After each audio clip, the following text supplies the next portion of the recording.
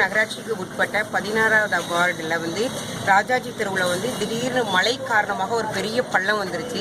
அந்த பள்ளம் காலையில் 9 மணிக்கு ஏற்பட்டுச்சு. உடனே 9 மணிக்கு ஏற்பட்ட உடனே போக்குவரத்தை நிறுத்திட்டு உடனே நாங்கள் என்ன பண்ணோம், நகராட்சிக்கு தகவல் கொடுத்து தலைவர் அவர்களுக்கும் சட்டமன்ற உறுப்பினர் அவர்களுக்கும் எம்எல்ஏ அவர்களுக்கும் தகவல் கொடுத்து எம்இ எல்லாத்துக்கும் தகவல் கொடுத்து உடனே அந்த இடத்த ஆய்வு செய்து கலெக்டர் முதற்கொண்டு எல்லாருமே அந்த இடத்துக்கு உடனே வந்துட்டாங்க.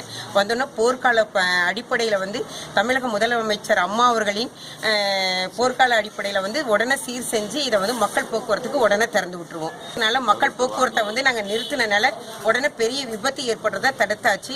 உடனே சட்டமன்ற உறுப்பினரும் கலெக்டர் அவர்களும் தலைவர் அவர்களும் உடனே வண்டி கொண்டு வர சொல்லி எல்லா ஏற்பாடுகளையும் செஞ்சிட்டு இருக்காங்க. அதனால எந்த பிரச்சனையும் இல்லை.